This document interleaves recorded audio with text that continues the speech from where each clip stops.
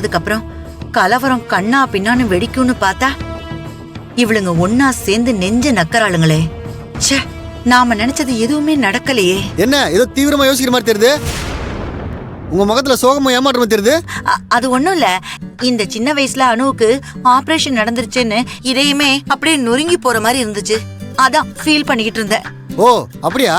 ஒன்னும் பிரச்சனை இல்ல, உங்களுக்கு வேணா ஒரு ஆபரேஷன் பண்ணிடலாமா? எனக்கு எதுக்கு? இது ஏன் நொறுங்கிடுச்சுன்னு சொன்னீங்களா, அதான் ஒட்ட வைக்கலான்னு. நீ ஒன்னும் ஒட்ட வைக்க வேணாம், உன் ஓட்ட வாயை நீ மூடிக்கிட்டு இருந்தாலே போதும். அது எப்படி? ஆறுமுகம் விடுங்க. அண்ணி, இது வரைக்கும் நடந்த எல்லாத்தையுமே மறந்துட்டு எப்பவும் போல இருங்க. இனிமே அனுவை நாம ரொம்ப பத்திரமா பாத்துக்கணும். இருந்தாலும் கையல், உன்னை பேசின வார்த்தை எல்லாம் நினைச்சா எனக்கு ரொம்ப கஷ்டமா இருக்கு. எனக்கு ரொம்ப குற்ற உணர்ச்சியா இருக்கு.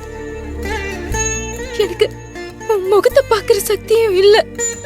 அண்ணி அண்ணி இப்பதானே சொன்ன, இதெல்லாம் ஒண்ணுமே இல்ல. உங்க எல்லாருக்கும் ஏதாவது ஒரு பிரச்சனைனா நான் அப்படியே விட்டுருவேனா? என் உயிரே போனாலும் உங்க யாருக்கும் எதுவும் ஆக விட மாட்டேன். சரி, எல்லாரும் பாப்பாவை பாத்துட்டீங்க, நாங்க பாத்துட்டு வந்துடுறோம்.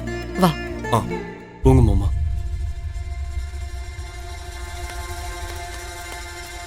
வா.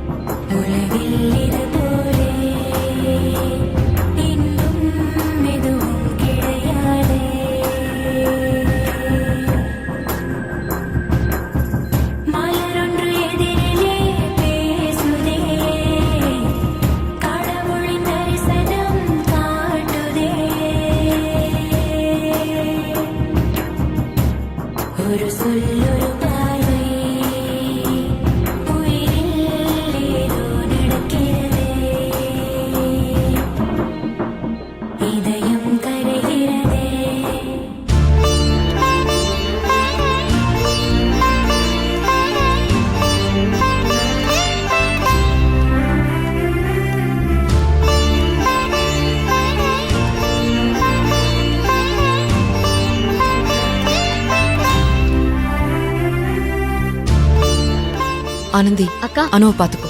சரிக்கா. மா, நீயும் நானும் வீட்டுக்கு போய் அனுவுக்கும் அன்னைக்கும் சமைச்சு எடுத்துட்டு வரோம். சரி அக்கா, இதோ போயிட்டு வந்துடுறேன். போயிட்டு வா. அண்ணி, நானும் வரேன் உங்க கூட. இல்ல இல்ல வேணாம், நீ இங்கே இருந்துக்கோ. நாங்க வீட்டுக்கு போய் சமைச்சு எடுத்துட்டு வரோம். நீங்க பாப்பாவை பாத்துக்கோங்க. வாமா.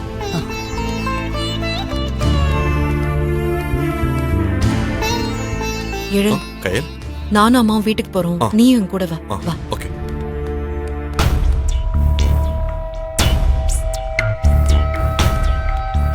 தனோ, ஒரு நிமிஷம் நில்லு.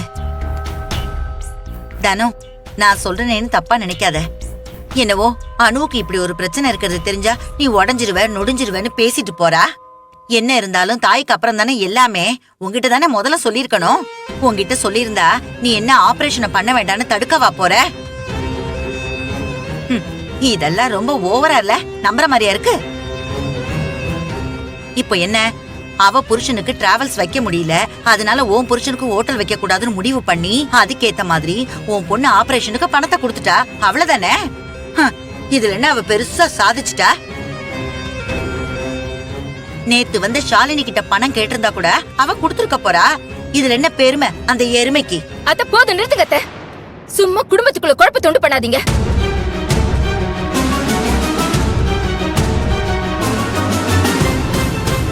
இவ்வளவு பிரச்சனைக்கு காரணமும் நீங்களா தான் இருப்பீங்கன்னு எனக்கு தோணுது.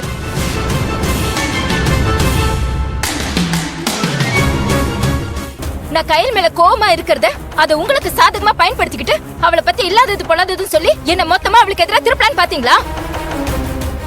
எதுக்கு அது உங்களுக்கு இந்த தேவையில்லாத வேலை? நாங்க ஒத்துமையா இருக்கிறது உங்களுக்கு பிடிக்கலையா? ஆஹா, கரெக்டா கண்டுபிடிச்சிட்டாளே. நானும் முட்டாள்தனமா நீங்க சொல்றது எல்லாம் கேட்டு அவளை ரொம்ப கஷ்டப்படுத்திருக்கேன்.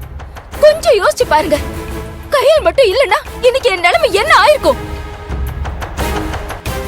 காசு இருக்கிறது பெருசு இல்லாத, அதை எடுத்து கொடுக்கறதுக்கு மனசு வேணும். அது எல்லாருக்கும் வந்துராது. அந்த விதத்துல கையல் ரொம்ப தலை சிறந்தவ. இத பாருங்க அத்தை, இனிமே கையல் பத்தியோ எழு தம்பிய பத்தி ஏதாவது தப்பா பேசுனீங்க அப்புறம் நான் உங்களை வேற மாதிரி பேசிடுவேன். ஆஹா, நீயும் பேச ஆரம்பிச்சிட்டல. விஷயத்தை கேள்விப்பட்டு ஓடி வந்தல்ல. எனக்கு இதுவும் வேணும், இன்னமும் வேணும். டெல்லியில போய் உட்கார்ந்திருக்காரே ஒரு மனுஷன், அவர் வரட்டும். காமாட்சி கையல்னு உன் வீட்டுக்கு வருவார்ல, அவர் காலை ஒடிச்சு அடுப்புல வைக்கிற.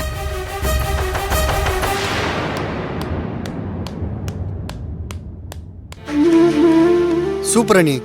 இவங்களுக்கெல்லாம் இப்படிதான் பதில் சொல்லணும். நம்மளாம் ஒத்துமையாக இருந்தாலும் அவங்களுக்கு பிடிக்காது. ஏதாவது சொல்லி பிரச்சனை பண்ணுறது வேலை அவங்களுக்கு.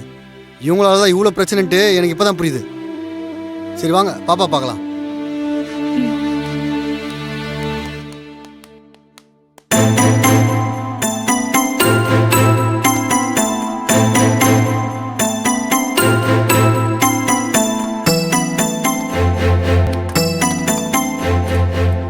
அம்மா, சாப்பாடெல்லாம் எடுத்து வச்சாச்சு. வேற ஏதாவது எடுத்துக்கணுமா?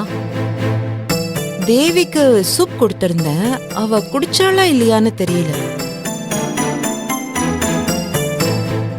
என்னம்மா ஏதோ புதுசா பாக்குற மாதிரி ஆச்சரியமா பாத்துட்டு இருக்க?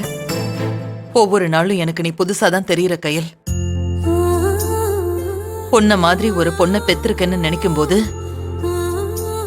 தினம் தினம் உன்னை நினைச்சு நான் பூரிச்சு போறேன். மா, என்னாச்சு உனக்கு?